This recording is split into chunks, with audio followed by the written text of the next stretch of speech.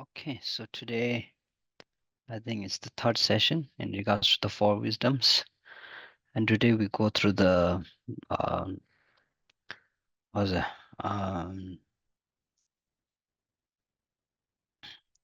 Samba. So Samba means to think or to contemplate.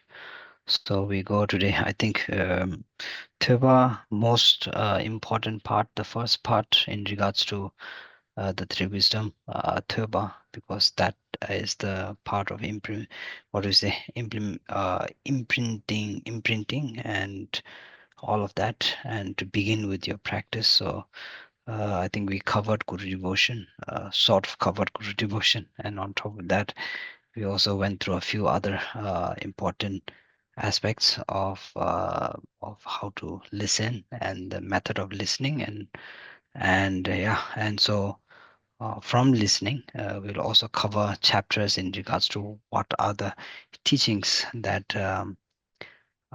perform the helping hand in the contemplation part, and of course also in the practice part. So practice part is application in our daily life in regards to practice, what to practice. Today would be contemplation, how to contemplate, and what are the means, and what are the topics to contemplate. Yeah.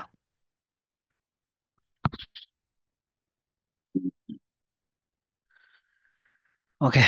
Sangye chodang zoge sonam la chancho badu dane kyapson. Dage zizo yebe sonam ge dola peje sangye ru ba sho. Sangye chodang zoge sonam la chancho badu dane kyapson. Dage zizo yebe sonam ge dola peje sangye ru ba sho. Sangye chodang zoge sonam la chancho badu dane kyapson. Dage zizo yebe sonam ge dola peje sangye ru ba sho.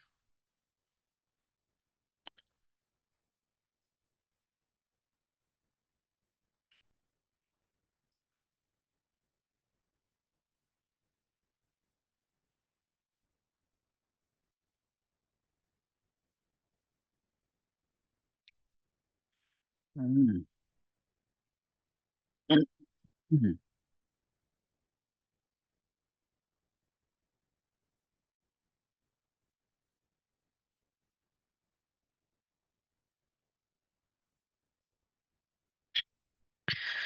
Okay, so I think most of the teachings that we hear in regards to contemplation starts, I think, quite basically in regards to the 84,000 teachings of the Buddha, but then also uh, uh, categorized in the five major texts. We have Abhisamaya, Madhyamika, and then we have Avidamokosh, and then we have Vinaya, and then Brahmanavatika. So the most important implementation within the five chapters during the contemplation practice would be Brahmanavatika, or in English as they call it, tenets, right? And within tenets we have Tasawa, which is like a um, uh, uh, taksel. Actually, taksel means debate. So debate doesn't have to be with another person. It can be contemplation as well, like we discussed during the meditation during last session, I think, when we talked about meditation, contemplating meditation. So that's also a part of takse, or takse itself, right, is part of a meditation as well. So itself is a practice, very profound practice that has been set up within the Brahmanavadika. There's Tayanda and Tatana, and Tayanda is a definitive definition or debate, and then there's Tatana, which would be indefinitive. So, of course, we like logic. We are logical people, so we like logic. We like things to make sense. And unlike a lot of the impractical things that we normally see in our daily life, people do. One thing very, very important to receive conviction, of course. comes from Tayanda, which is definitive debate or definitive contemplation. So it's very, very important that things make sense. No matter what, things have to make sense. This is one part of the Dharma, that things need to make sense.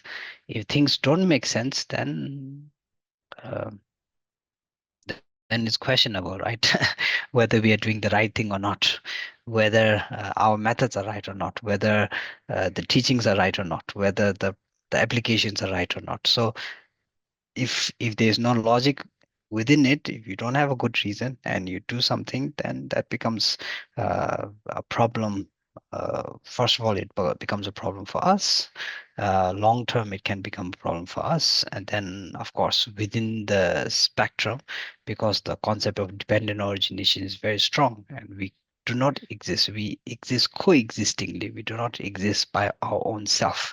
Nothing exists by itself, right? So therefore, our existence is dependent on others, and therefore, uh, our happiness also in many, many, many forms depending on others. So therefore, the application of the coexistence and also the application of consideration is very, very, very important.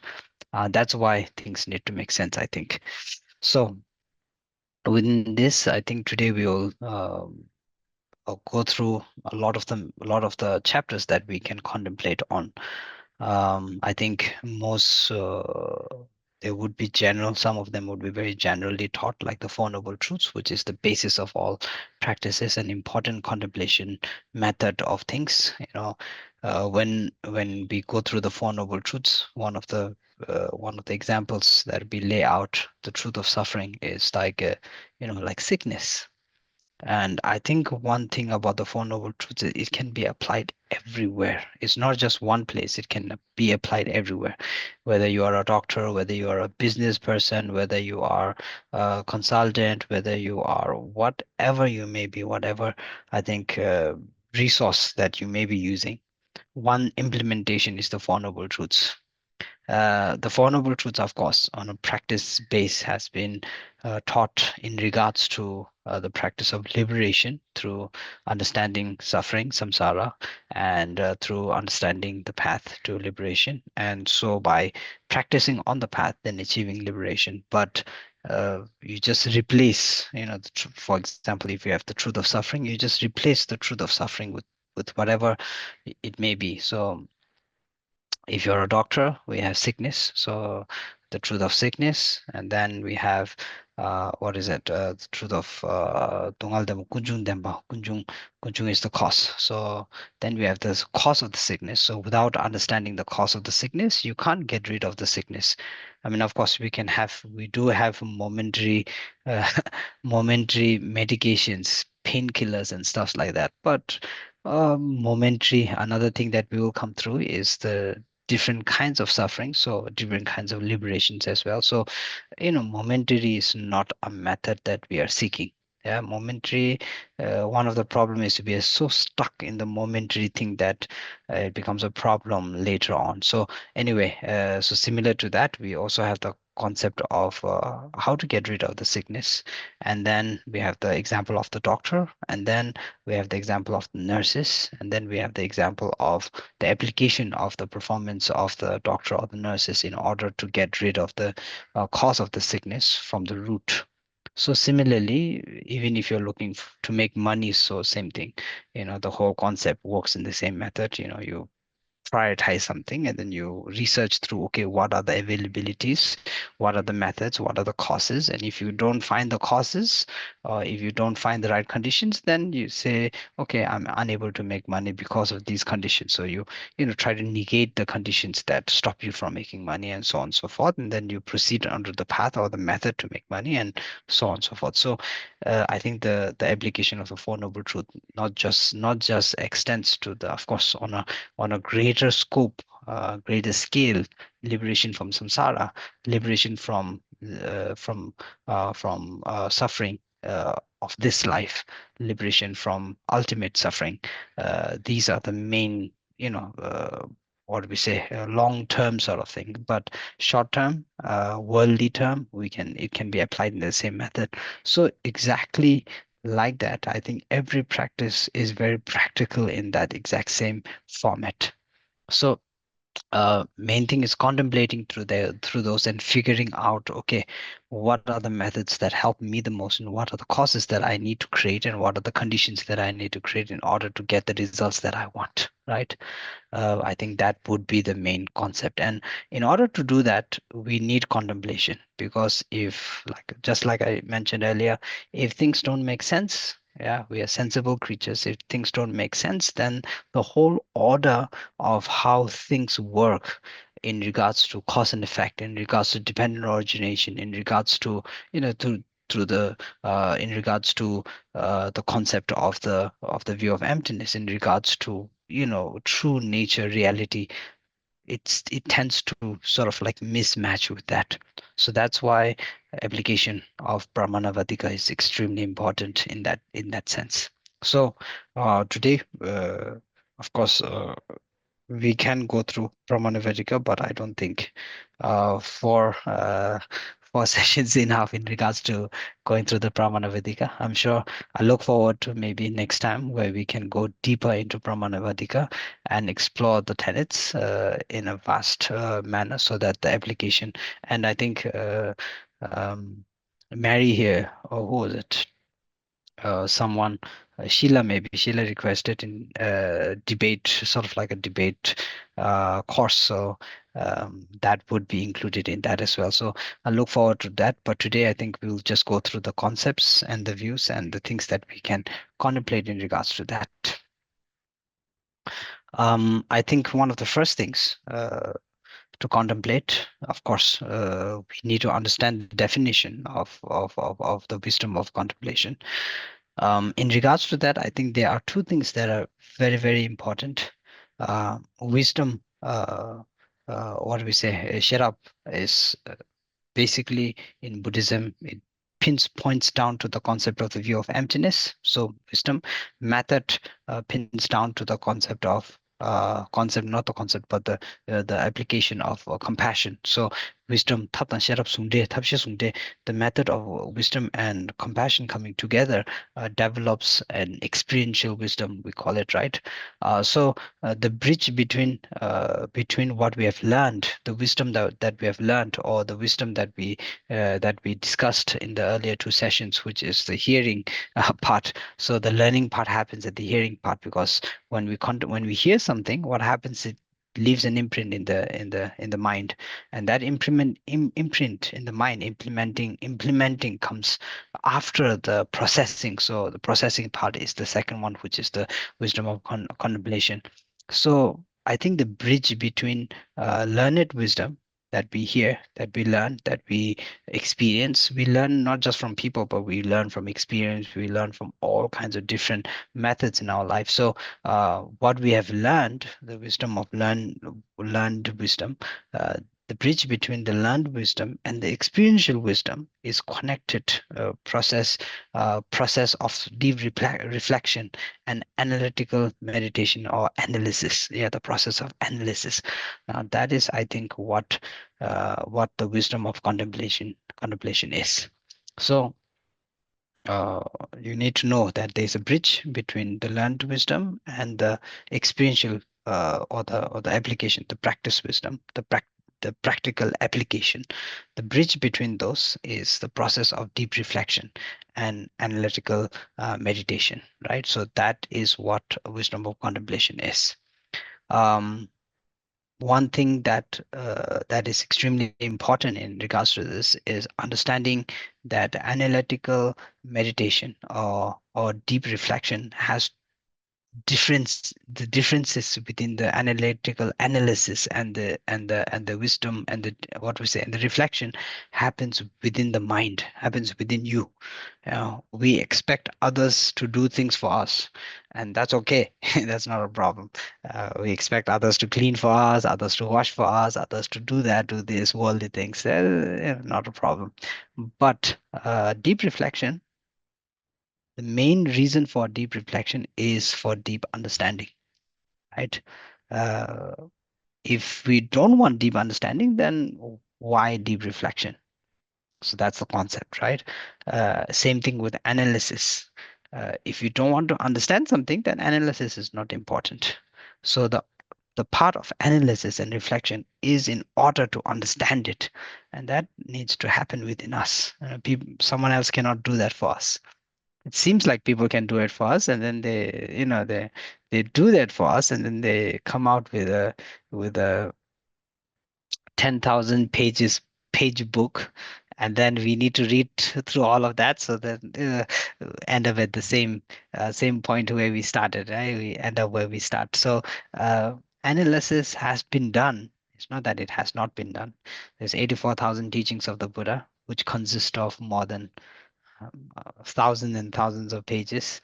So the analysis part has been done, but whether we are patient enough to go through all of those thousands and thousands of books and pages, now that's a different thing, right? So it will be much, much, much, much, much more easier if we sort of like process through the analytical and through the deep reflection part ourselves. And one of the good things about that is it is very, very resonating with our daily life, because the teachings in regards to the wisdom of contemplation, all of the methods and the teachings and the concepts and the variations of these aspects happen in our daily life very, very, very clearly, right? So if you are reflecting on your life, you look at yourself, you look at your lifestyle, your aspect of living, you look at your mind, you look at your workplace, your surroundings, and then you look at others that are around you, those you love, those you care for, those you see precious, and then you look towards those who you don't care, you don't love, neutral, and then you look at your enemies, those you hate, those you are what do we say, jealous about, those all of those. You look at that aspect, you already understand, come to understanding very clearly within our own mind through a reflection sort of thing, and understanding what the differences are between suffering and between happiness and between peace and between joy and between, all of these different aspects.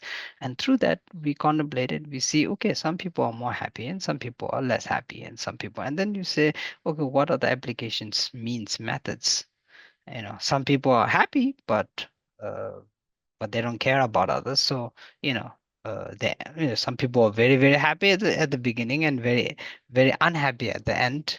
And then you start to see, okay, what are the reasons? Why was he or she very happy at the beginning? And then at the end, why was the happiness gone? Why did it disappear? You start to see a sort of like a similar pattern within all of that. So the aspect of applying this method of contemplation is important in order to understand true nature of reality. Yeah, we are vague about things in our life. We are unsure about things in our life, and that uncertainty, most likely brings a lot of fear. In most cases, a lot of what we say, um, uh, uh, disorders, mental disorders that happen, whether it be anxiety, depression, so on and so forth, most of them happen because of uncertainty, or most of them happen because of a certain aspect of pressure that society or that culture or that whatever environment that you are in sort of like implies to have expectations, living up to expectations, and so on and so forth. So, there's a whole range of things that we can contemplate on in regards to our, our daily life practice, our own lifestyle, our own way of thinking, how society has brought us up to think. So, of course, these are the things that we can contemplate on a very general level, because these experiences give us more deeper reflection within ourselves in understanding what the bigger picture is, of course. And then, of course, through these reflections, then a process of analytical analysis happens, which now searches for means and methods, right? So without suffering, no one will go around searching for what we say, uh, uh, what is a path to liberation, right? Lamdin. So we have the, what is the truth of suffering, truth of cause of suffering, and then cessation, and then path to cessation. So uh, the cessation part only comes after we suffer. Without suffering, the cessation is like, why would I look for a means to cessation, right? So the cessation part always comes after suffering. So analytically analyzing that we need a means to something only happens after we reach the part where we truly understand that we have that something, that we are experiencing that something, that we are experiencing suffering. So in a similar method, when you are in a condition, that's when the processing happens. So um, of course, another aspect of what we are contemplating, I think, depends a lot on the method that we are taught in contemplating. When and we tend to search for easy ways, easy means, things that we don't have to contemplate, we don't have to worry, we don't have to care about. And I think this is sort of like one aspect of how a lot of other religions look at it. You have an jizo. I think we talked about jizo in the last session, right? Jizo is like the ultimate, what do we say, the main, the almighty powerful one. So you have the jizo, and then the Jizo takes responsibility for everything, and you don't have to take responsibility for everything. You have a certain aspect of things that you need to consider, and then as long as you consider those certain aspect of things, then you say, okay, that's not my worry anymore. That is something for the Jizo to take care of. So it's a in certain lifestyles it's good. If you have a character that doesn't want to take pressure, responsibility, so on and so forth, then yeah, it's sort of like useful. But to be liberated, I think there is something stopping you from getting liberated when you put all of your dependency on someone else or something else, right? And that one also we experience in our life. We have, okay, oh, I need to cook, so you put your dependency on a what do we say, on a cook. And then maybe for 1 month, 2 month, 3 month, every day he comes to cook, but then of course he gets tired of cooking for you, so then he disappears. Now you have a problem, right? And then again we rely, then we say, oh, maybe the cook, he gets tired, so not so reliable. Now I rely on electricity. So now you go and you buy an electric stove and so on and so forth, and then you depend on the electric stove, and then one day the electricity goes off while you're cooking, and then you have to consume half cooked food, and then the same thing happens. Now you say, okay, maybe electricity not so dependable, so now you get a gas, and then the gas, you need to pay extra for the gas, and then there's a lot of hassle, and then you have to see, get the cylinder, and then so you already see that the dependency, the optionalization already starts to change. And there are, of course, downfalls in every aspect of those. Yeah, reliance is, I think, one thing that we cannot be certain about. uh, but then there is debate in regards to, okay, reliance, but we are dependent. Why cannot we be reliant? Yeah, the concept of dependent origination is so clear in the teachings of the Buddha. So why can't we be reliant on what originates, from dependence? Yeah, we are dependent, and everything originates on dependence. So why not reliance? Now those things are two, I think, two different things. Dependent and reliance are two different things, I think, because dependence is dependence of cause and effect, origination in regards to production, in regards to, like you can say, okay, I depend on my father and mother for me to be born. Now that is dependence.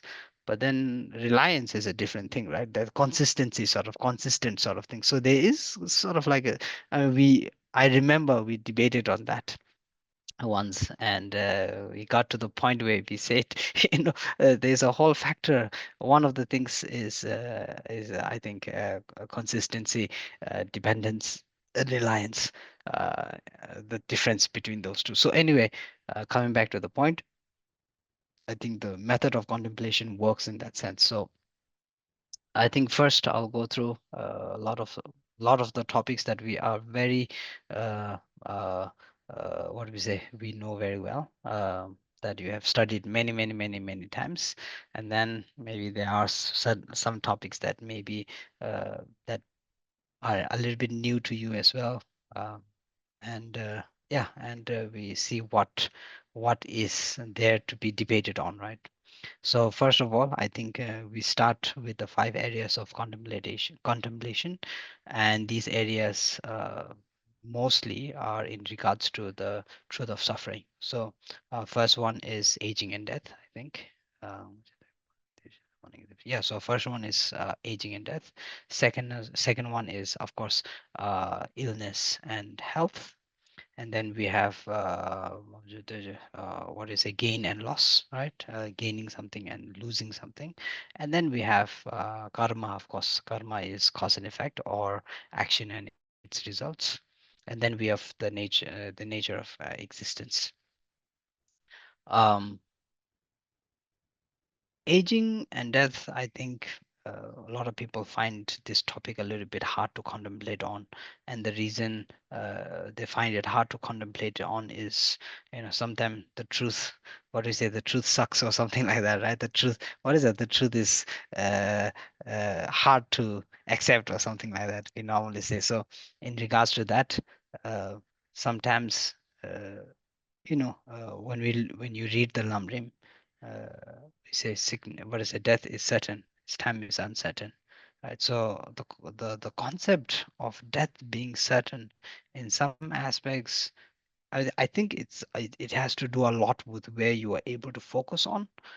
Some people, uh, when you say, "Oh, you are about to die," they take the opportunity to do a lot of things, right? Changes their mind, it changes their daily routine, it changes their way of looking at life, right? So if you have made enemies, they go and they mend those problems.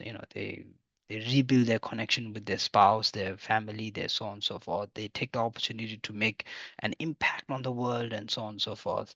We have, of course, there's many true stories in regards to that. Now, some people take it in a different way and say and become depressed and become lonely, and they start to contemplate on all of the different aspects of what, how your mind is, going to deal with it.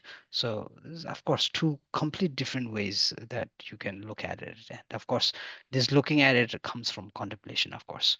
Right? If you're contemplating in the right way, then we start to see things in the right way. If you're contemplating on the wrong way, contemplation again happens through influence as well. So if you are influenced in the wrong way, then of course that aspect of influence sort of like influences us to look at things in that aspect.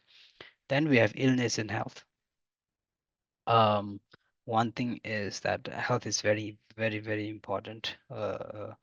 I remember in one of the debates, one of my classmates said, if the Buddha was, maybe it's a quote, I don't exactly remember, but I heard it from him, and he said, if Buddha was if Buddha was teaching, and he reached a village where people did not know how to eat, and did not know how to cook, and did not know how to take care of themselves, then Buddha won't go around teaching about emptiness and the and cause and effect and the Four Noble Truths. Buddha would actually teach them how to eat and how to take care of themselves, and how to, what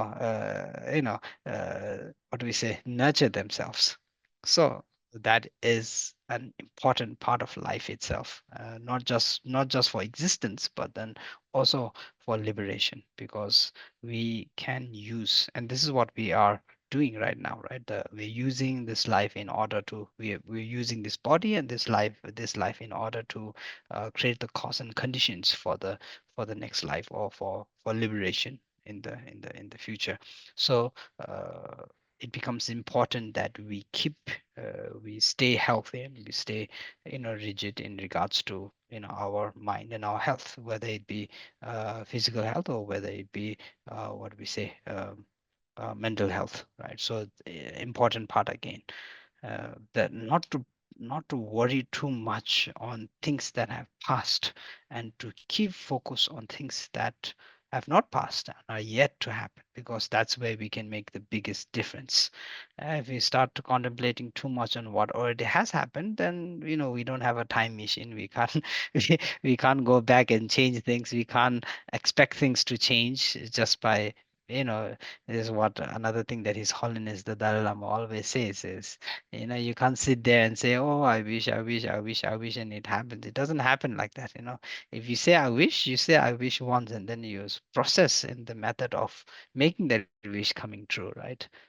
So and most likely those ones whose wishes do come true are the ones who actually strive for the wish, actually who put the process and who put the work and who put the effort in creating the conditions for that wish to come true. So and an important aspect of that is again putting in the effort to look after our health, look after our mental health, our physical health. Of course, physical health comes first, and then mental health. So yeah, health. So the second one is health, I think. Yeah, yeah, health. And then third one is loss and gain. As we know, the things that we lose and the things that we gain, what we gain, there's a lot of happiness in it, and then the happiness is temporary, and then we cling to the happiness with so much attachment that we don't realize the temporary part of it. And because we don't realize the temporary part of it, it's either we get sick of it, or we lose interest of it, or at the time of not having it, we have a problem of not having it. So this, of course, gain and loss. Uh, we need to be flexible in the mind with the concept of what is impermanence. Very, very, very clear teaching on impermanence comes from this third aspect of understanding loss and gain. And then, of course, karma, a very important part where we need to understand that conditions, everything is conditioned in a way where when you put the effort in it, then you start to see the result. If you don't put effort in it, then the results don't come, right? Of course, results come, but the opposite results come. When we don't put effort in it, then then our understanding of it lessens. Our experience that is supposed to come from it also lessens. But then also, uh, anyway, yeah, so things like that. And then conditions in regards to understanding aging and death, illness, and loss and gain, these are also the same aspect of understanding karma. The more you understand karma, the more, I think I mentioned this in the last session as well. True liberation is not in the chizo. uh, we think, oh, I have a sponsor. Oh, I have someone looking after me. Oh, I have my husband. I have my wife, and therefore, I'm free because now there's someone or something that takes responsibility for me. Oh, I can rely on electricity. I can rely on that. I can rely on this. I can rely on my computer. So I feel so much freedom. But then, coming back to the aspect of freedom, true freedom comes from understanding that you have a choice, right? I think it's not on the reliance, it's actually understanding that you have a choice, that you make the decision, that no one is more powerful than you in your life. That's where true liberation comes from. When you see that you can, and that's why I think freedom is what do we say? Normally, when you have freedom, the sign of freedom is like a bird or something like that. We think the bird is the sign of freedom. Is it? I think something like that. There's a pigeon or something like that. Anyway, I think the same same concept happens because the bird, whether it chooses to fly or not, but then it has the ability, and when it chooses to use the ability, then the ability performs. Your ability to fly comes. So we sort of tend to click with that. I think that's why. Uh, is it freedom? Yeah, I think it is freedom. Yeah. So anyway, same concept. When you have wings, then you can choose to fly, right? So shokpa ngide, we say, wisdom and method are the two wings. Normally we say shopanyide. Shopanyide is having two wings because you cannot fly with only one wing, right? Same thing with the clap. We say in shopanyide, when you want to make a sound, clapping sound, then you need two hands. You can't make sound with one hand. So dependence, dependent origination is dependence on the other hand, to make the clapping sound. But then true freedom comes from understanding that you have the choice to move your hands together to make the sound. So, like I said, true liberation or true freedom comes from understanding cause and condition or karma. Yeah. So yeah, so that aspect, and then of course the true nature of existence. Um, uh, I think when it comes to the true nature of what is a true nature of existence, there are uh, certain things that we need to understand before understanding the true nature of existence.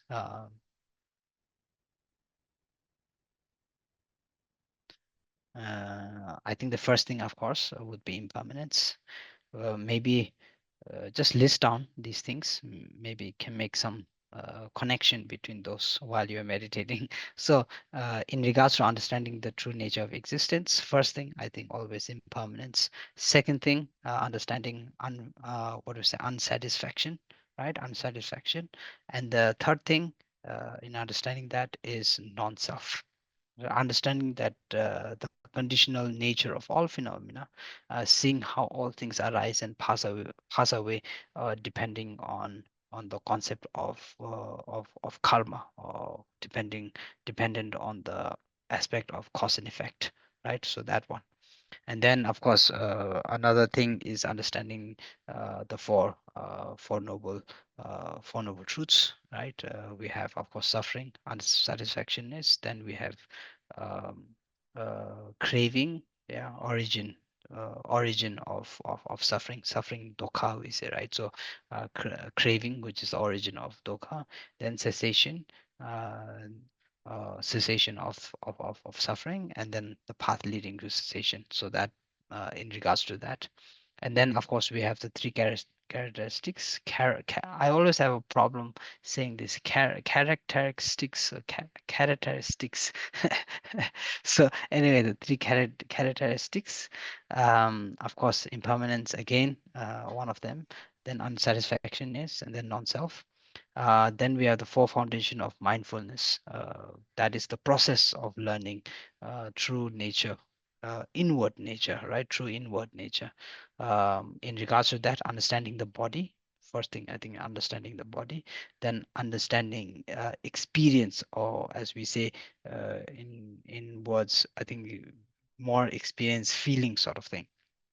So understanding the feelings, then through the feelings, then you already start to see the different characters or the different concepts, different views, different expressions of conditions through the mental aspect. So we have the mind and consciousness, the ability what do we say, of perceiving, the ability to, what do we say, be clear on things and be absorbent. So being able to absorb, we always, I think, in philosophy, the example of the mind is always in regards to sponge. I think, sponge, right? We have water, and you put sponge on the water, then it absorbs all of the water. Then you squeeze the sponge, then all of the water comes out. So similar, I think, in nature, the mind very, very similar to that. So we used to use that example. Then, of course, mental objects, and then physical objects in regards to phenomena. So, four foundations, I think you call it. Yeah, four foundations. Then, of course, we have the seven factors of enlightenment, and in that we have mindfulness, sati, we say, mindfulness, and then investigation or processing, contemplation sort of thing. And then we have energy. Um, Energy in Buddhism is quite vague. A lot of people have asked me in regards to explaining energy in Buddhism, and I've had some issues in regards to explaining it very clearly. But then again, very, very visible in so many different aspects. So energy, then through, I think joy is one of the energy as well. So the fourth one, I think, is joy. That comes from and some similar aspect of contemplation of energy. And then tranquility or peace, and then concentration, and then of course at the pinnacle of all of that there is equanimity, right? So seven factors of enlightenment, I think. And then we have the, what do we say, eight paths, or what do you call, eight noble paths, I think. Yeah, eight noble paths, or noble eight paths. The Buddhist terminology, what do we say? The Buddhist terminology translation. Everyone has their own translation. It's so confusing sometimes. Noble Eightfold Path. Yeah, noble. Okay, noble eightfold paths. I So think noble that's what eight. I've heard before. Huh? Would Yes, that be yes, right? yes. Yeah. Okay. So there is different translations to that, but we stick to the noble eightfold paths. So in regards to that, we have, of course, the right view. Then we have right intention, speech, action. Then right, what do we say? Living method, or right living method. Then we have effort, right effort, and then of course mindfulness and concentration. The reason there is right in front of all of that is because there's also a wrong view, and there's a wrong intention, there's wrong speech, there's wrong action, wrong uh, living means or livelihood, and then there's wrong effort, and then there's wrong mindfulness, and then wrong concentration. If any one of this, let's say all out of the eight, all seven are right and one is wrong, you're in trouble. So this is why we need to be very, very, very, very, very, very, very careful in regards to this, because like I said, if any one of those are wrong, and then sometimes we end up, let's say, wrong view. Yeah, wrong view, then most likely if there's a wrong view, then the intentions are wrong and the speech are wrong. Everything following the wrong view becomes wrong. But then there might be right effort, I think. Yeah, in wrong view, you have the wrong view but the right effort, and then you have the wrong view, but then uh, I don't know. I think it's the effort is the only one that comes from wrong view. Then let's say you have wrong intentions. So you have the right view and the wrong intentions. Now, following that, then because of the intentions, then the actions become wrong, and then from the actions, then again, mindfulness and concentration also become wrong. So then you have wrong speech. Wrong speech is, I think, a little bit less. What do we say? A little bit less. Dangerous because it's only speech, but then most likely action follows speech. So unless you are aware of the wrong speech and you are able to make it right, action will normally follow the wrong speech, so wrong action will follow, and then through the wrong action, then of course wrong living means follows, and then effort also follows, mindfulness also follows, and concentration follows. And then you have wrong. So anyway, you see the point. What I'm saying is that most likely, if you have one wrong, then you have a problem, because everything has to be in accordance, not to the teachings, but in accordance with cause and condition. All right, you want the right results, then you need to follow the right path, right? You can't expect right results with the wrong path. So this has nothing to do with the teachings. It's just how things work. So again, true nature of reality, right? So the eight noble paths, uh, eightfold noble paths, noble eightfold paths. So again, the noble eightfold paths, the same concept. Then, of course, we have the four Dharma Viharas, we call it, right? The Dharma Viharas. I don't know what the English terminology for that is, but then um, loving kindness, or we say mata, and then we have compassion, karuna, then we have what do we say, joy, and then that joy also a little bit different. I think maybe it's sort of like sympathetic joy or something like that. So a little bit different from normal joy, a sympathetic joy, mudita we call it, right? So sympathetic joy, then equanimity again. Uh, at the core level of all of that, there is equanimity. The process of learning is to challenge the mind, to bring the mind to equanimity, where there is no difference between. I think tantric path follows a very, very strict means to achieving equanimity. I think this is why tantric path a little bit not suitable for all of us, is because it uses drastic measurements to reach equanimity. uh, the whole concept of reaching equanimity is to find your mind at the state where you don't differentiate, right? Normally we're differentiating. Yeah, we say joy, we're differentiating. We say compassion, we're differentiating. Yeah, when it comes to compassion, differentiation in compassion is on the concept of finding validity in showing the aspect of compassion or not. You could be a great practitioner, but then if even though you are a great practitioner, when you see someone who is not kind to you, who you don't like, maybe character wise, maybe they're practicing the wrong thing and you don't like them for practicing the wrong thing, maybe they're teaching the wrong thing and you don't like the wrong teaching, you tend to find a valid reason to not show compassion. So the equanimity completely disappears there. Even great practitioners, there's no equanimity, so it reaches points like that. So the whole concept of being able to put your mind in a status where everything is very plain. Sometimes again, another problem we have is we don't want our mind to be plain. We don't get what you call dopamine from plain. We get dopamine from excitement, we get dopamine from change, we get dopamine from consistent, what we say, activity, right? When it's very plain, then we say it's boring. Yeah, you sit at a very tranquil place on top of the hill with a beautiful scenario. You sit there for too long, then your mind tends to start to get agitated. At the beginning, when you reach that place, it's like, wow, it's so beautiful, it's so, tranquil, it's so peaceful, greenery, mountains, sunset, oh, beautiful. You sit there too long, then your mind tends to get a little bit agitated. And the problem there is that we, even if there is no what we say, no impermanence in beauty, then we tend to not find ourselves happy. Yeah, even in beauty, we need that change. Yeah, consistent beauty, we don't say that is beauty.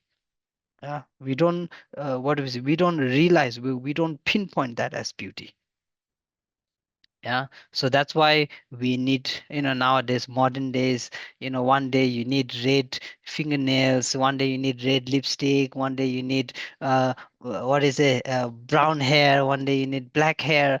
If the beauty was consistent, then we won't need those changes.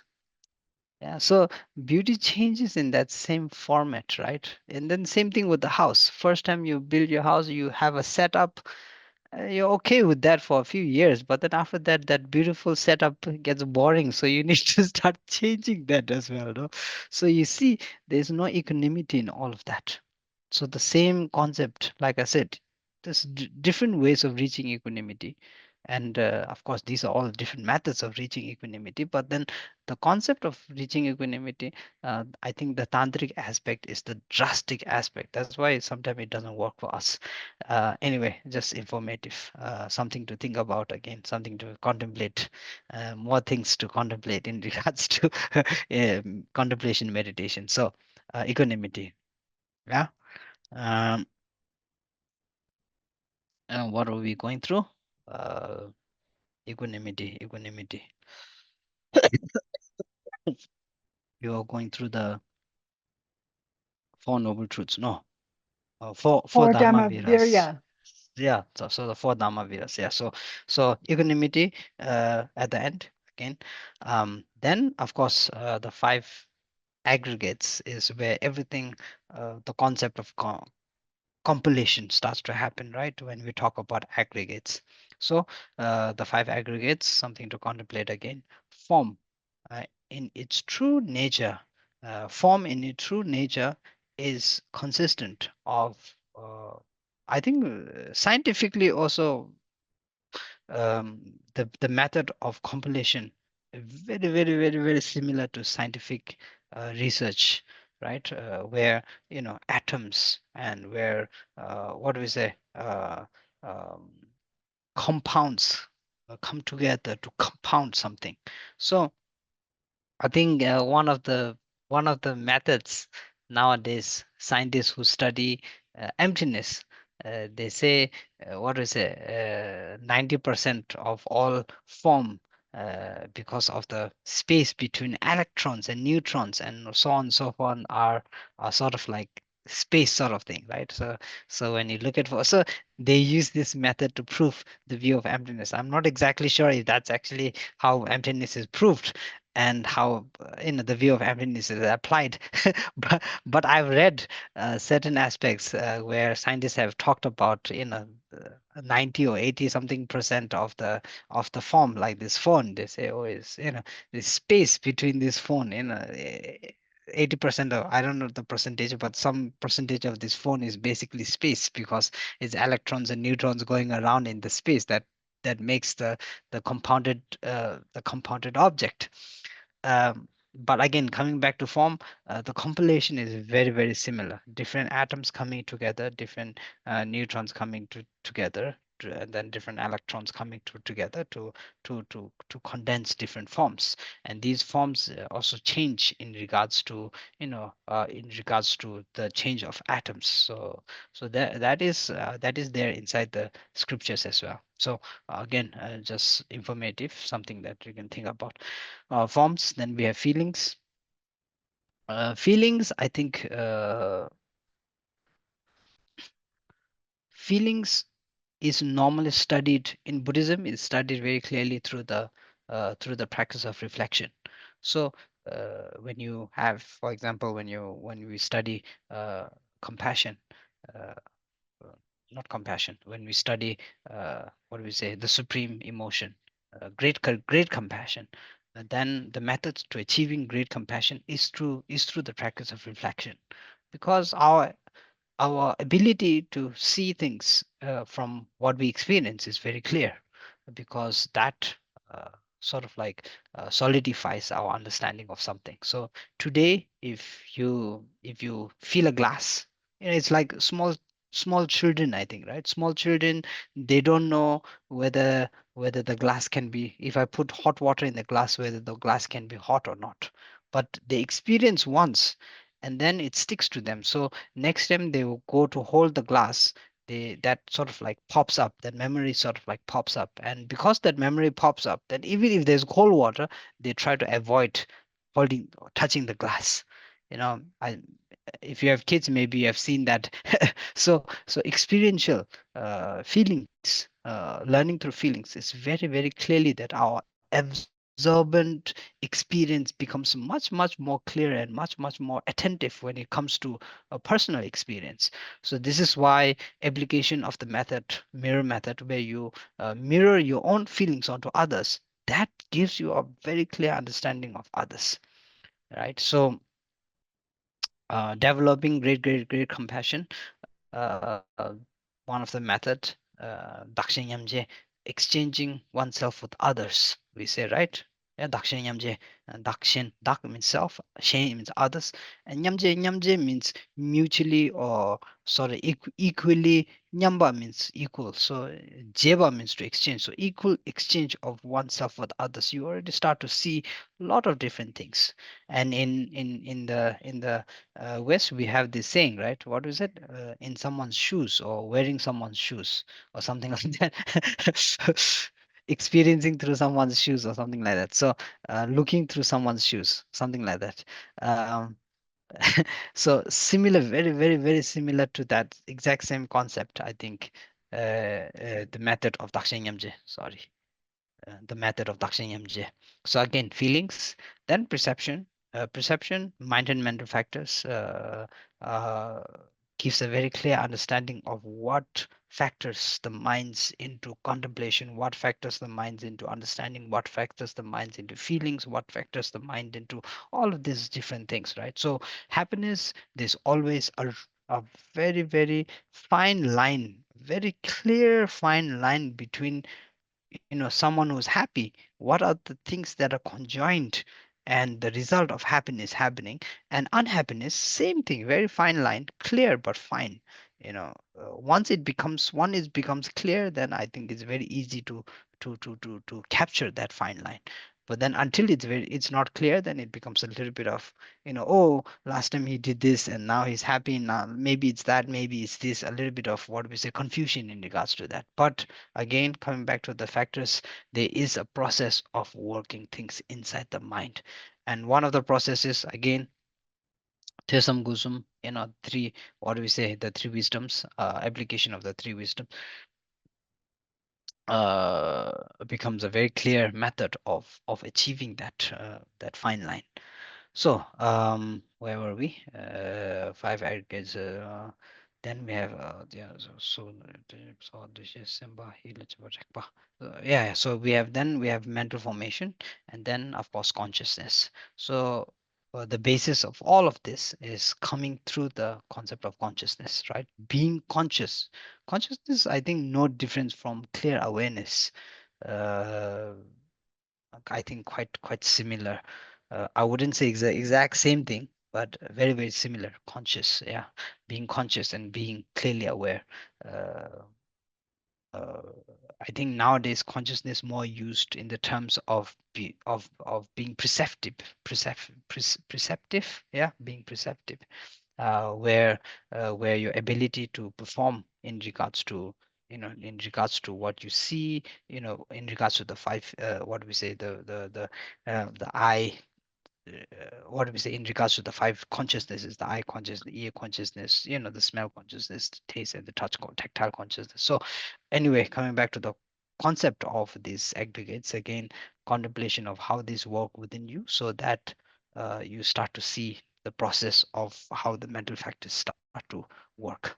Without this, I think, without the five aggregates, contemplation of the five aggregates, a little bit hard to uh, for example, practice. If you are practicing great compassion, then a little bit hard to apply the method of Dakshinyamje as exchanging oneself with others. So it becomes a little bit hard. So these things give a more clear, aware, more sensible picture of how these are applicable. Okay. So far we are good. Yeah, yeah. Okay, so then I think yeah, so five aggregates. Oh yeah, I think I miss dependent origination. So dependent origination, again, a very clear link in understanding the whole concept. So dependent origination is more on the, I think, more on the middle level of practice. The reason I say it's more on the middle level of practice is because dependent origination is the true uh, logical means to what we say to structuring the concept of the view of emptiness. The root, what do we say, the root logical means to developing clear understanding of the view of emptiness comes from the dependent concept of dependent origination. And then again, concept of application of negation also comes from the was a contemplation of dependent origination. So the 12 links of what do we say, cessation, uh, the 12 links of dependent origination, and then how ignorance leads to suffering. So if you want to understand again the whole concept of the wheel of life itself, renunciation, very, very, very clearly linked to dependent origination. Without dependent origination, renunciation doesn't exist. Suffering, understanding suffering, again, very, very, very clearly linked to the understanding of dependent origination. Without understanding dependent origination, suffering, understanding suffering also becomes hard. Um, then liberation, enlightenment, this one, of course, right? So the three principal aspects of the path, yeah, renunciation, bodhicitta, and the view of emptiness. These are the three.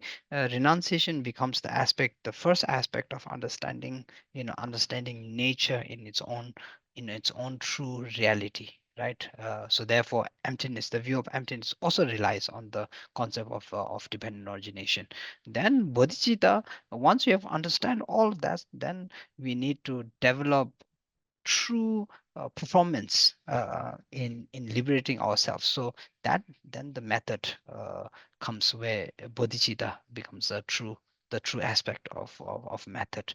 Then the view of emptiness, like I said, when you're too happy, when you're too energized, when you are too excited, then you need to calm yourself down. Yeah. Equanimity, the true nature of equanimity. So the appliance of that comes through the view of emptiness, applying that all phenomena, no matter whether it's too happy, if sometimes if you are concentrating too much on people suffering, I want to develop compassion because people are suffering here and people are suffering there and they are suffering there. Some people reach a point of their practice where when they see someone happy, then they start to get angry because that stops them from developing compassion. Because when you see someone happy, then you think, okay, this guy is rich, he's happy, he has a great family, he has everything he wants. you know why should I develop compassion for him? so, so so now your practice is going sideways, yeah. It's not going on the right track. So um, there is a point where people can reach there as well. That's why equanimity is very, very important. Yeah, being able to see the indifference, no matter the difference. There's a lot of difference that we see, but no matter the difference, you need to see the indifference is all of that, right? So the practice of the view of emptiness develops that indifference, understanding that indifference, right? And then of course another reason to practice the view of emptiness, which we have discussed in the past, is in regards to the grasping attitude, negating the self-grasping attitude.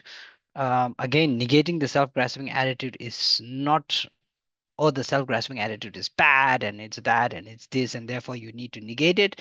The whole reason for negating the self-grasping attitude is not because it's bad.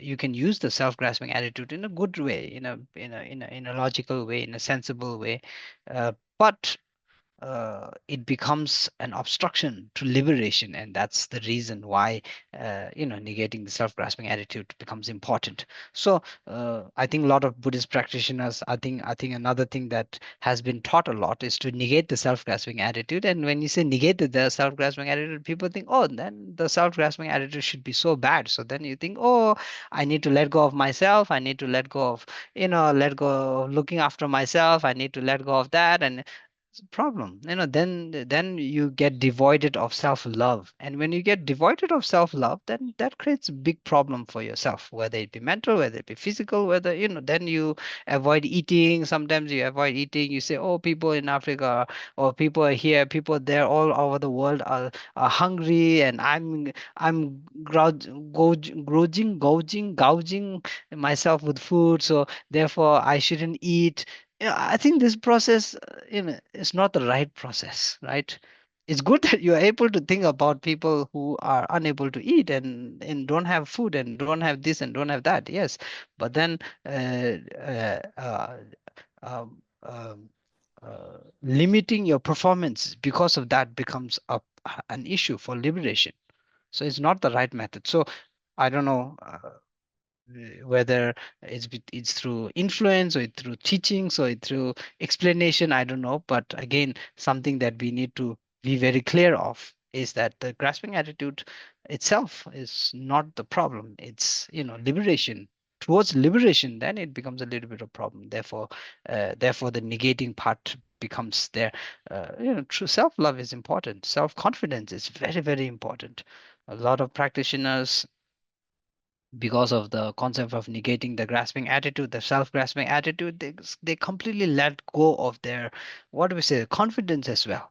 I need to others let others always in front of me. I need to be very, what do we say, what is the word, very uh, uh, what is it? Patient. I need to be very, Humble. backwards, humble. That's the word, humble. I need to be very humble. I need to let everyone go in front of me. Then self confidence completely destroyed there. Then when the self confidence is destroyed, then what you expect?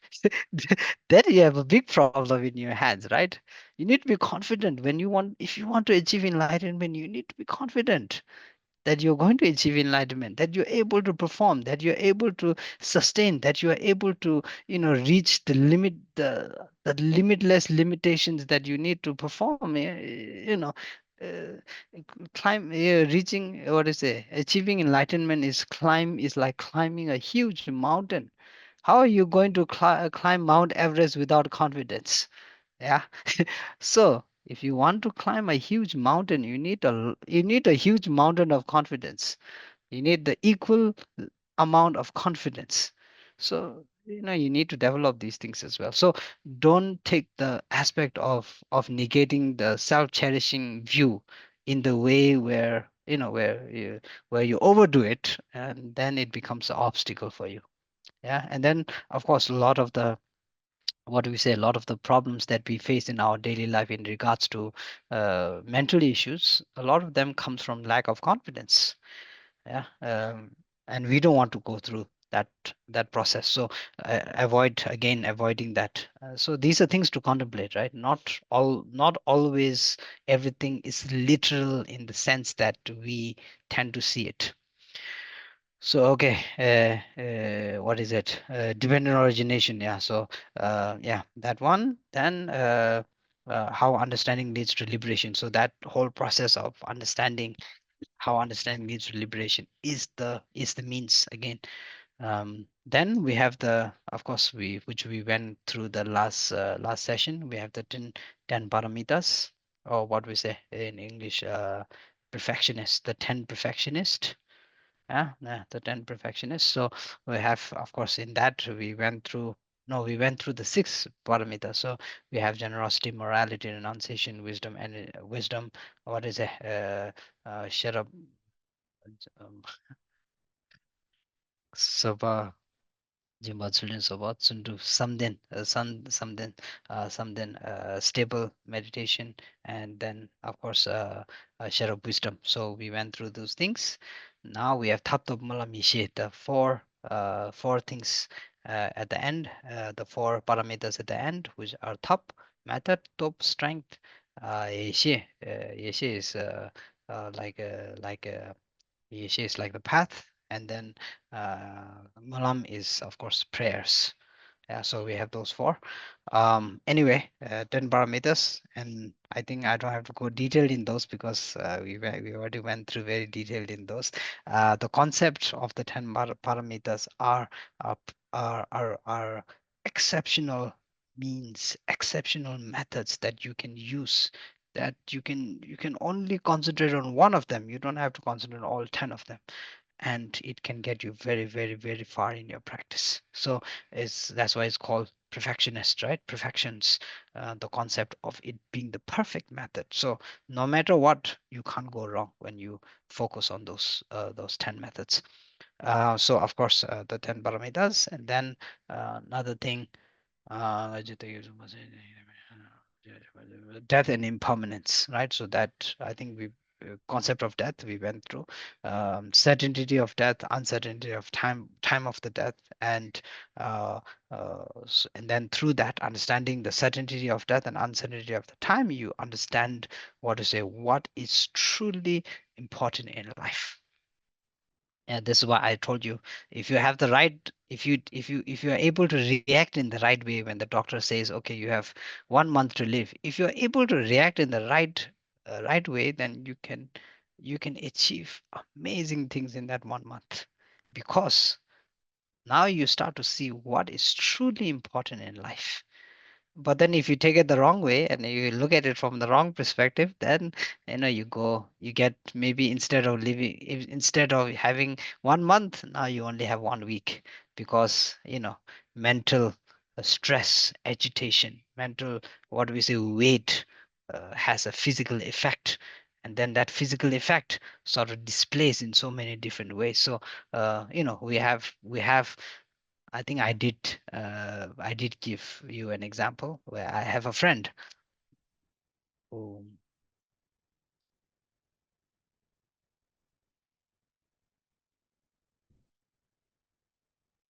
lost both of his kidneys. But he was a very, very, very cheerful person. I think the doctor, unless the kidney is replaced, the doctor gave him like a very limited time. But even after 5, 6 years, he's still alive. And this guy was unstoppable.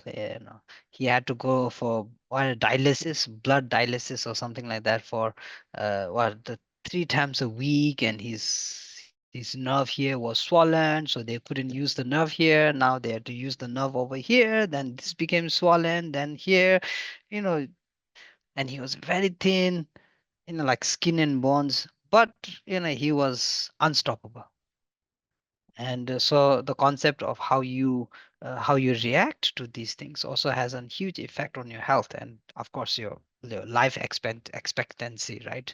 um, and then some people, the doctors say you have 3 months to live, and then they go into depression, they go into anxiety, they go into fear, they go into what to say, mental instability, and then there's more suffering, and then instead of 3 months, that 3 month becomes 2 weeks, and they end up passing before time. So these things happen, and this you already see there's a very clear effect on how we react and how we capture things, that has an effect on us. So we need to be able uh, to pinpoint this very clearly, so that we are able to, what do we say, perform in the right, or practice in the right method at that right time, right? So that, in that sense, what is truly important in life. uh, then we have, I think, the three draws of liberation. In regards to the three draws of liberation, then emptiness, of course, then uh, what's the signlessness, then we have desireless. So these three things. Then 10 flatters, we call it, I think. A self-identifying view is one thing. I think this is one of the first what we say, samyojana, one of the first samyojanas that give us a clear understanding of ourselves. Then we have doubt. Then we have attachment. Uh, these, I think, very, very differ. Like doubt, for example, when we look at doubt, uh, lot of the aspects of doubt that we see, uh, we don't regard as good. Doubting, is there, I don't know, in the Western culture, is there people, do people say, oh, don't doubt, it's not good? Oh no, half, 50-50. So so so uh when I'm thinking, I always think that doubts are good. The reason I say doubts are good is because, well, basically, if you say doubt, then depends a lot on how you see doubt itself as well. But doubting is basically a performance of the mind. When the mind is not clear about things, then you start to doubt. So if you have doubt and you start clarifying, then that's good, right? So the process of contemplation always starts with doubt. If you have no doubt, then there's no process of contemplation. So in that sense, of course, doubt is good. So anyway, when we talk about samyojana, then normally there's a negative side to it. We say samyojana is not very good. I mean, not say not very good, but we look at from the negative. So for example, side self-identifying view. So we have a very self-identifying view is quite similar to the self-grasping attitude, negative side to it. Uh, a very grasping view, in regards to pride, in regards to generating selfish views and self-centered views. So in regards to all of that, then yes, of course, Mm,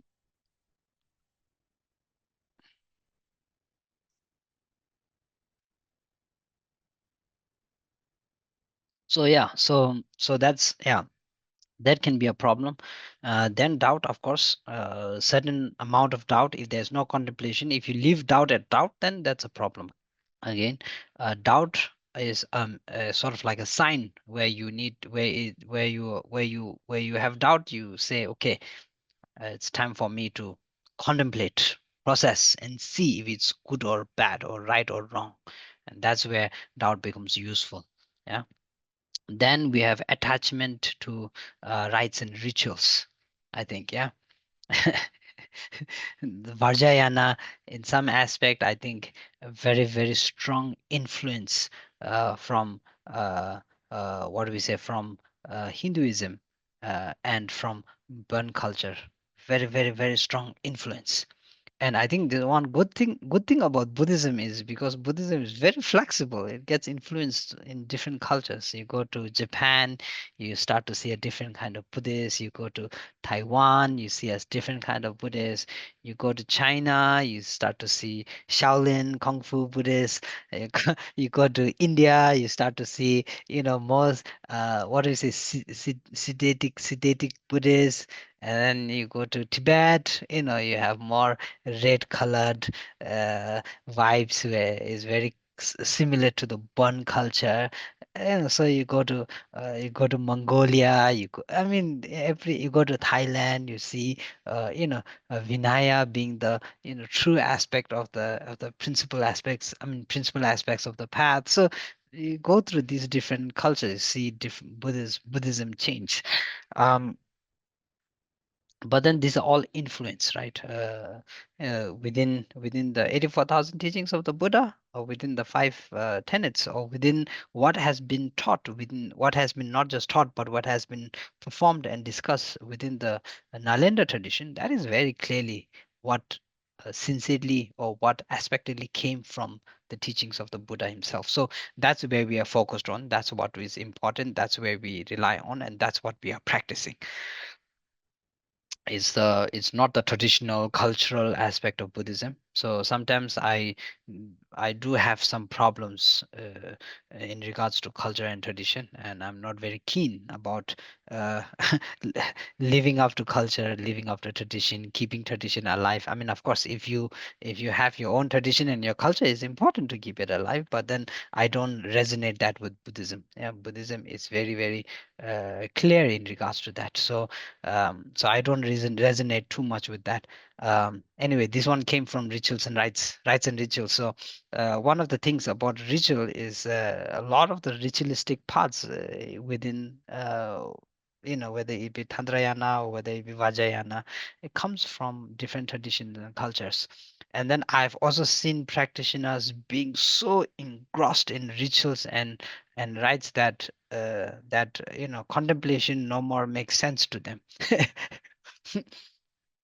It's always morning puja, daytime puja, nighttime puja, evening puja, wake up puja. What do you get out of puja? And then also the puja is it's not contemplative puja. It's all just words and uh, banging stuff and flutes and stuff like that. Uh, it's questionable. I mean, this is not just me saying. I've heard His Holiness mention this many, many, many, many, many, many times because within the teachings, also within the teachings, when His Holiness, I remember once in South India, His Holiness was giving a teaching, and in the monastery that he was giving a teaching, the ritual was a big aspect of it. So before the teaching, there was like 1.5 hour or 1 hour of ritual, chanting and all of this, and His Holiness first day he didn't say anything, but from the second day he said, let's shorten it, let's make it short. You're taking all of my teaching time, you're here to listen to me teach, not to chat. so, so so I've heard His Holiness mention this many times as well. So anyway, coming back to this aspect of attachment to rites and rituals, I think this one we need to be very very, very careful with this, because performance, like I said, it's happiness doesn't last. So if there's a lot of change, a lot of this, and dramatic stuff happening, then our mind is attentive. And maybe this is one of the reasons why rituals have become so vast nowadays. But again, uh, and another thing his holiness always says is just sitting in your room praying and uh, chanting and praying is not very helpful. There may be some aspects of what we say, of karmic imprint, yes, but then it's not very useful for liberation. Yeah, liberation has to be contemplative. So yeah, attachment to rites and rituals, one thing. Then sensual desire. Then we have ill will. Then desire for what do you say, existence. Not just all existence. I think it's more concentrated on form existence, right? So too much concentration on how we look, how we how we dress, how my hair is, how that is, this is. It takes a lot of time, it takes a lot of energy as well. And on top of that, of course, if you are in the what do we say, entertainment business, if you are a movie star, if you are a public figure, so on and so forth, maybe it makes a huge imprint. This is why his holiness also mentioned, someone asked him, is there a chance of you being born as a female in your next life? And his holiness says, yes, a very, very beautiful female, not just any female. So I think there also I mean, of course there is in regards to that, but then um, mainly focus on whether it is useful or not. So we have, of course, great bodhisattvas who took advantage of what is their form existence in regards to in regards to bring people into dharma, encourage, what do we say, influence, and so on and so forth. But if those are not there, then then it's questionable whether how much of an impact we are making. And the whole concept is making an impact, right? So form existence, and then of course formless existence, we go to the what is the nihilism side of the view of emptiness, and that becomes formless existence, right? Oh, nothing exists. Oh yeah, uh, uh, practitioners, when they talk about emptiness, they say, oh, I want to practice emptiness, I want to practice that nothing exists. I look at my cup and I try to see it non-existent, nothing exists here. So then they go towards nihilism, that nothing exists. So again, there again, formless existence. Then of course, conceit and regardlessness and ignorance, emotional performances that become what do we say, sort of like a blockage in our achievement. um, then yeah, talking about non-self, I think we have the seven, what is it, contemplations of the non-existent part. Then we have elements, we have sense bases, aggregates, then dependency, what do we say, uncontrollability, something like that. Then changeability, of course. Then uh, what was it, no owner, like there's nothing that owns anything, ownless or something like that, maybe. So ownlessness or something like that. So anyway, coming back to this, I think in regards to contemplating on the view of emptiness, there is a method of breaking things down, and the seven contemplations of non-self become very, very useful in that. We normally, when you talk about emptiness, one of the lighter methods of seeing the view of emptiness, applying the view of emptiness, is you say, oh, me. So then when we say, okay, when you start pointing at me, then we go very far away. From very far away, we point like this, me. Then we say, okay, go closer, closer. Then you get closer, closer. Now the me is nowhere to be pointed, right? You pointed your eye, it's not the me. You pointed your nose, this is not the me. You pointed your heart, this is not the me. So now you start, the shredding of the elements, shredding of the senses, shredding of the aggregates, shredding all of this. Now you start to see that the existence of the I is not in a particular thing. It's the combination of things that makes the existence of the I existent. So again, a method of viewing the view of emptiness, application, practice. So Yeah, so I think the seven contemplations of non-self become one of the methods at the basic level. Then the what do we say? The three types of course, the three types of what we say, the three types of suffering. Yeah, suffering of pain, suffering or suffering of pain, we say. Then suffering of change. Yeah, then of course, uh, suffering of pain and suffering of change is, I think, sort of like, here and there, suffering of pain. Sometimes suffering of pain, one man's suffering of pain is another man's suffering of joy. uh, uh, when you see your when you see your enemy suffering, then there's joy in your heart. Right? So whether there is suffering of pain there or not, then it's questionable. Then of course, suffering of change is the same thing. You are in a very, very sunny, hot, when you're in a cold, windy, rainy place, then suddenly you arrive at a very warm, nice, sunny beach. Oh, it's so nice. So you put down your mat and you lay down on the sun.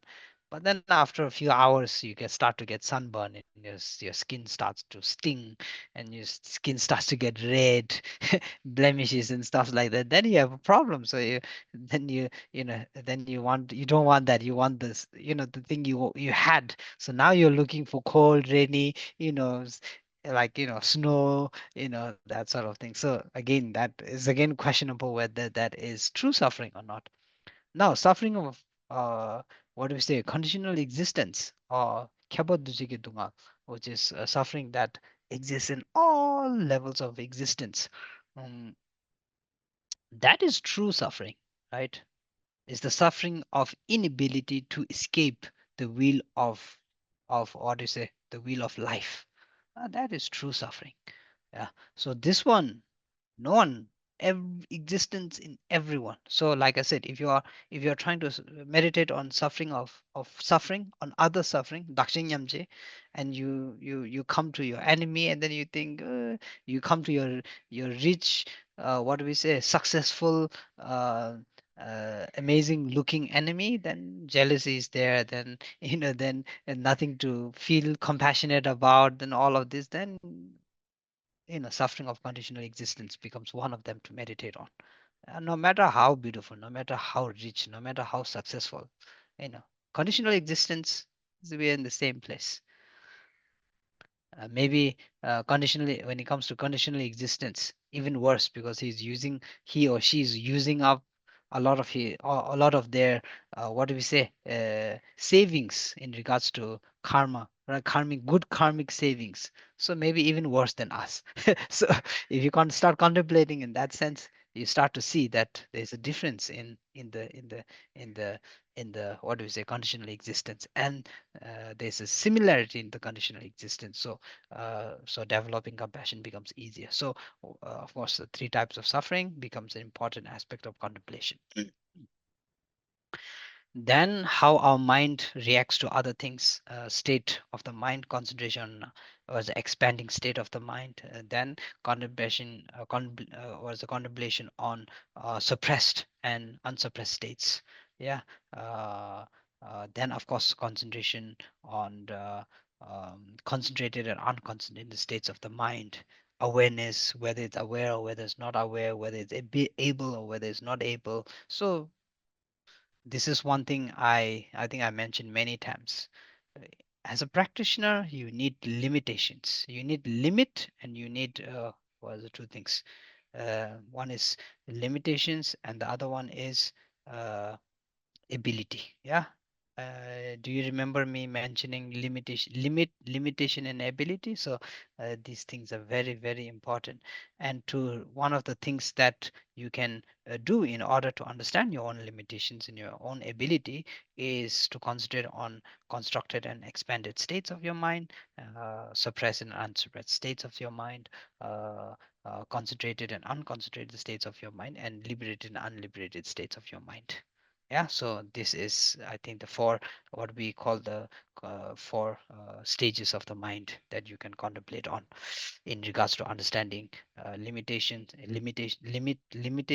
and ability of your mind, and that will make very clear on what you can do and what you cannot do in regards to practice, because there's a lot of confusion. Sometimes it's good, but then it's not the right. Sometimes it's the right, but it's not good. So there's these kinds of differences in regards to practice, and that is dependent on your state of mind. It's dependent on your ability, your ability, mental ability, and then also dependent on your level of practice also, right? So this is the means method to contemplate in regards to understanding that. Then there's the what do you say? What else? hmm What else? Did I go through the three principal aspects of the path? I think, yeah, three principal aspects of the path. Now, at the end of all of this, I think you need to understand the root is the three principal aspects of the path. No matter what, application of the three principal aspects of the path is very, very, very, very, very, very important. And I think we are coming near to our ending of our sessions. I think many, many, many, many, many, many more like this that you can contemplate, and then we can go through more as we as we go through. But then for now, we keep it here. Focus on these things to contemplate on. Um, then what else? So yeah, so when it comes to key concepts of contemplating wisdom, what do we say? Examining cause and effect, right? Examining cause and conditions. This is one method. Critical analysis. One of the methods for critical analysis is examining cause and conditions. Then another thing is, I always say, if you want to understand something, you need to learn to look at that thing from 10 different angles. Yeah, if you want to be a cup builder, then you need to be able to see the cup from within, from external, from all different sides. Then you know was a proportion and the size and all of that. Then you can become a true what do we say, true builder of a cup. So similarly, when it comes to liberation, if you want to understand, if you want to be a liberator, then you need to understand liberation from all different aspects. So you need a very, very, very wide mind. You can't be narrow minded and you know and expect yourself to become a liberator, because for liberation you need a very, very, very, very wide mind. So looking at things from different angles becomes extremely important. Then of course, understanding impermanence, unsatisfaction, and also the concept of non-self, which we went through, right? So this critical analysis. Then logical reasoning, this also means to logical reasoning, using the Four Noble Truths as analytical framework in order to, like I said, the Four Noble Truths can be applied anywhere.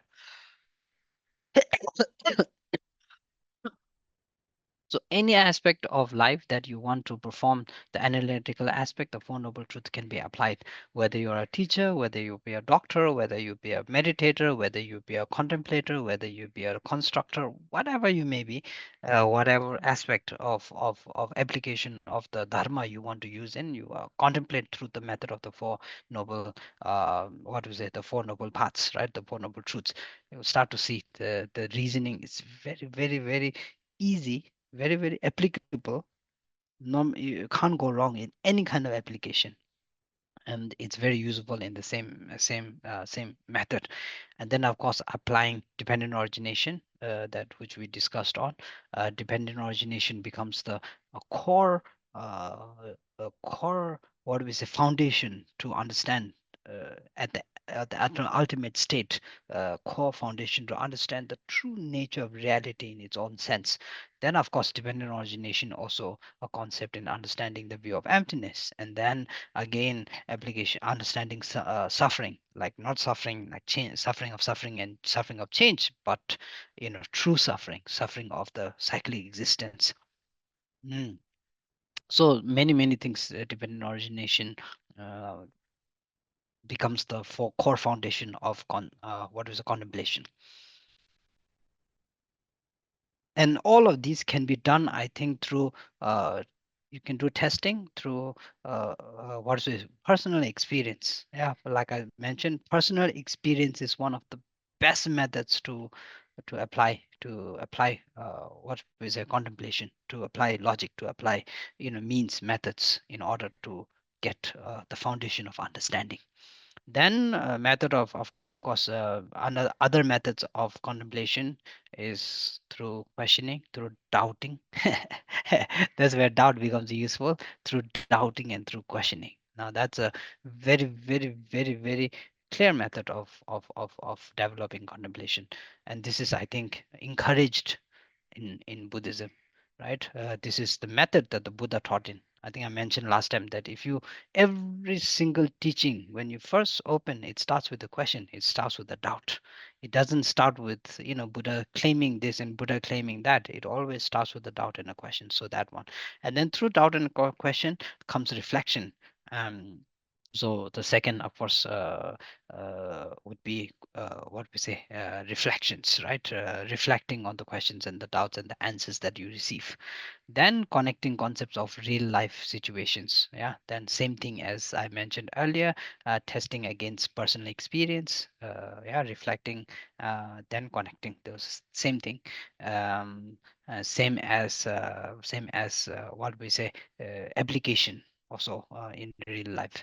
Then what else? Yeah, so using analogies and lively examples. Okay, what time is it? Am I overstaying my? Yeah, I think I overstayed a little bit. uh, Susan has a question, I think. Is it? Yes, thank you, Rinpoche.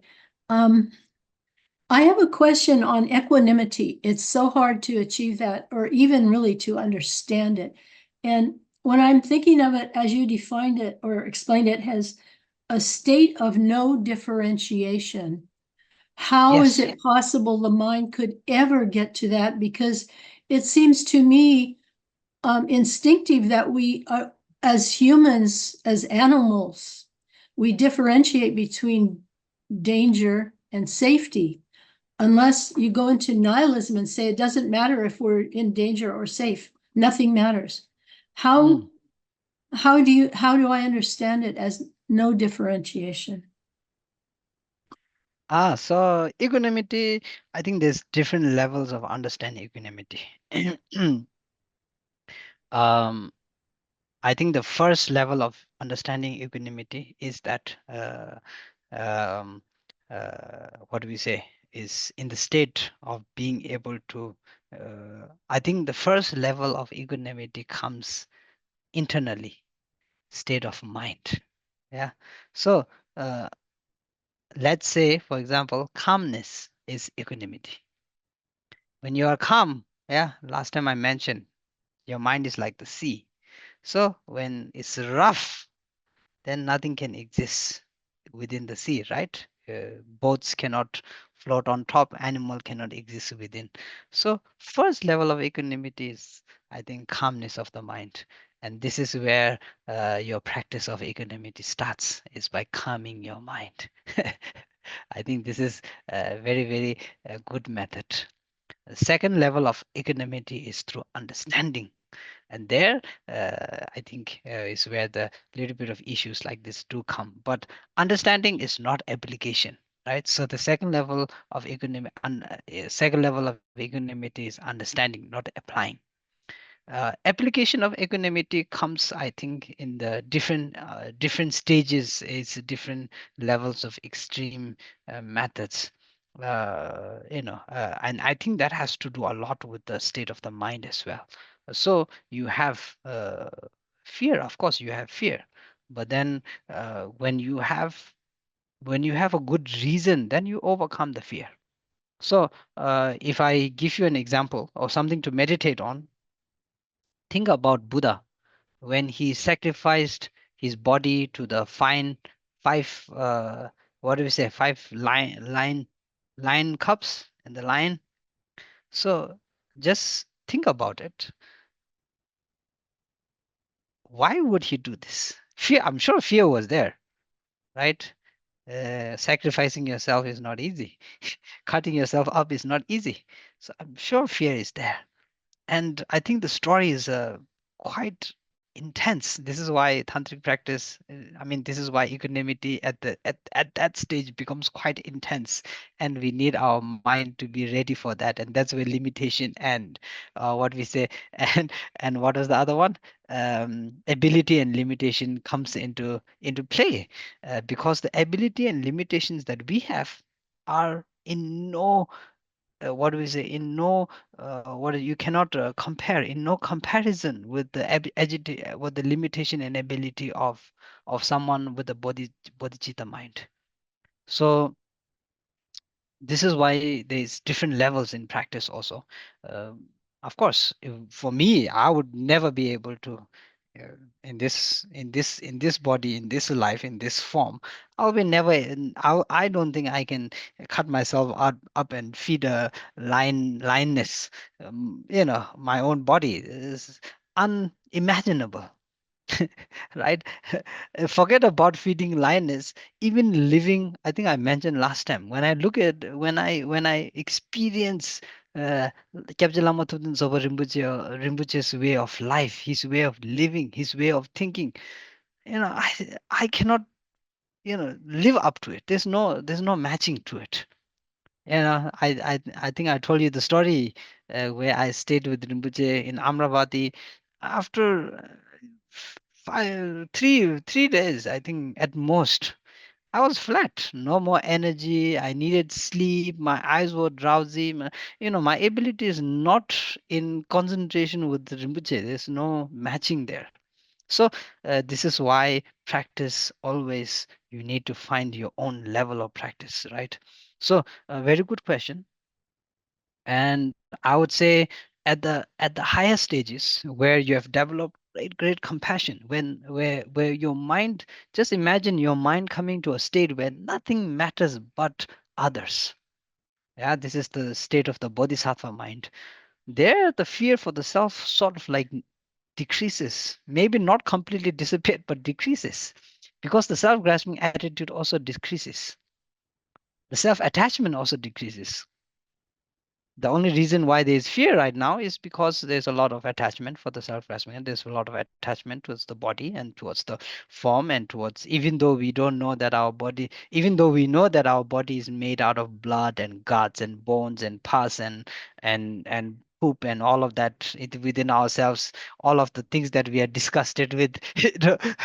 So even then covered with the nice layer of skin on top, and then sort of like crusted in a very suitable, even though we know that, consciously we know that, even though we know that our attachment towards our body is very, very strong, in the sense that we can feel, we can understand, I'm using my body, and this is why the body is very useful to achieve enlightenment, right? So these are there. But then I think, like I said, the stages of the mind that we achieve define and differentiate the means that we react. So if I talk about, for example, let's not talk about the higher levels, the tantric levels, the bodhisattva level, very high. Let's talk about normal lifestyle, right? So for a normal lifestyle, um, if I'm very, very poor and it took me 10 hours to earn $1, and then a beggar comes and says, "Can you give me the $1?" Now the hesitation is there, right? No matter, it doesn't depend. I mean, it doesn't depend on whether, whether it's a beggar or whether you have worked 10 hours or not. The contemplation is going to happen. I've worked for 10 hours. I've given my blood, sweat, and tears to earn this $1. And you are standing right there just begging and expecting me to give it to you. That's the contemplation that will happen in the mind. So now you say, is it even reasonable for me to work 10 hours and just give it because you are asking for it? So the conditions again changing, no? So our mindset also changing. Now you have a person who maybe earns $100, then maybe $1, not a problem. He won't have to stress himself out contemplating that he had worked 10 hours 10 hours that day to earn the $100. So now the contemplation changes, right? Now you have someone who earns maybe $10,000 an hour and in 10 hours.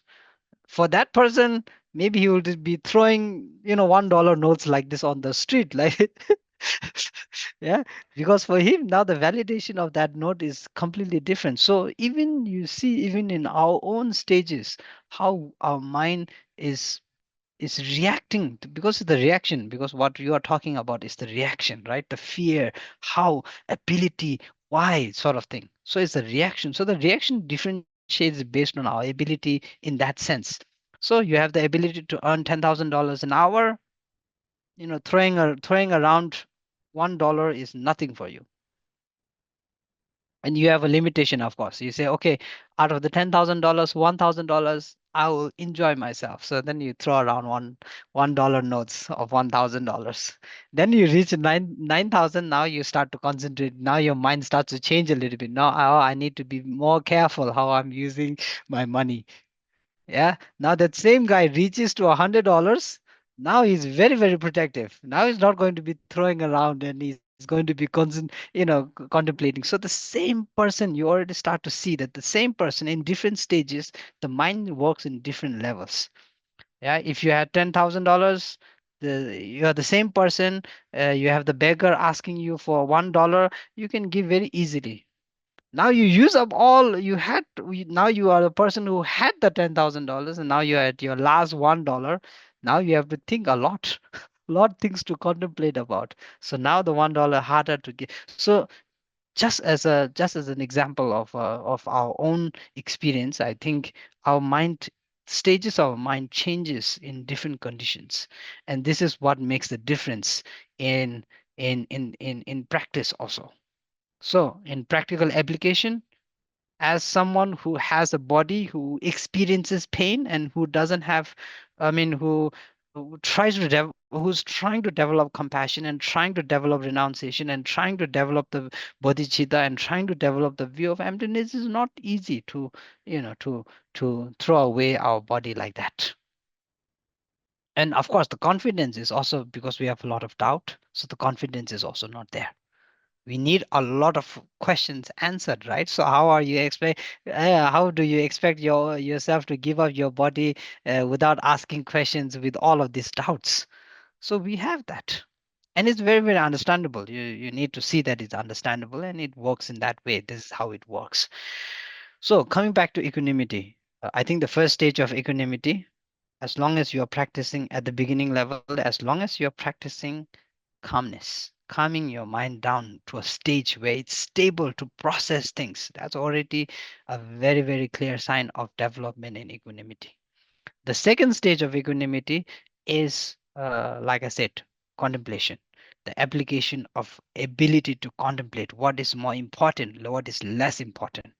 Calmness is not about importance. I mean, of course, there's a concept of importance within it, but then calmness is for benefit, not importance, right? So the first stage towards benefit, yeah, calmness. Then the second stage, importance, contemplation. Now the third stage is practical application. So now when it comes to application, your question is in regards to application. And in application, like I said, the first two stages has to be passed, and a very clear understanding or clear application of understanding of renunciation has to be in presence while you're practicing equanimity, and a very clear understanding of the view of emptiness, that nothing exists by its own side. Yeah. If you know that you exist based on my giving, then you giving to me would not be a problem, right? Right. If I am, let's say I'm your sponsor. Yeah, let's say I'm your sponsor, just an example. Okay, let's say I'm your sponsor and I give you $3,000 a month, every month, for your expenses. And one month I came to you and I say, can I have $100? What do you think your mind will be? You'll be willingly giving, right? You would be like, oh, of course, you have spent so much for me. How can I be, how can I even say no to that? I'll be more than happy to give you back the hundred, give you $100 for you. So now you see the mind is changing there already. So when you realize that everything is, you know dependent origination, coming back to the concept of dependent origination. When you see that all mother sentient beings, when you see that all sentient beings for many lifetimes has given you life, has given you love, care, that, this, and all kinds of different things, then maybe our ability to give them back a little bit would become easier. There's less fear, there's less anxiety, there's less, questioning and all of that. So, like I said, changing on the practical side, right? So, yeah, does that make sense a little bit? Quite a bit. Thank you. Something to contemplate about. Very good question. But again, I think the application means of practical application. Like I said, the levels are different. Practical application, higher level, especially as you progress on your path, spiritual path. Then application also has to be a wise application, not a stupid application, right? So, like I said, right view, right concentration, right concept, right application. These are also very important. One of them goes wrong, then it can be a problem. So, application again, in the unless you are 100% sure that is the right method of application, don't go applying it. That's another important part. This is where everyone starts to diverge uh, in regards to practice. And some people, even though they claim to be practitioners for lifetimes, they say, oh, I've been a practitioner for 30 years, 40 years, 50 years, and they're full of anger, hatred, and you know pride and all of that. This is where the problems happen, when the right application is not there. So I think we start. I mean, this is for me. This is where I start. I start at calming myself. That for me, I think is equanimity for now. Bringing myself, my mind to a equanimity state. I think start from there. Okay. Okay. So I think I'm way over. Uh, uh, yeah, way over my time limit. Sorry for that. But I think important today, the things that we discussed, things to contemplate. Yeah. Okay. Thank you so much. And then next session, what is it now? Um, Turba Samba Gomba. Yeah. Next stage. Then I think what the question that you asked, we talk more in regards to it in the next session, because the next session Turba Gomba Samba Gomba is practical application. So we talk about practical application more in the next session. Okay. Okay. Thank you so much.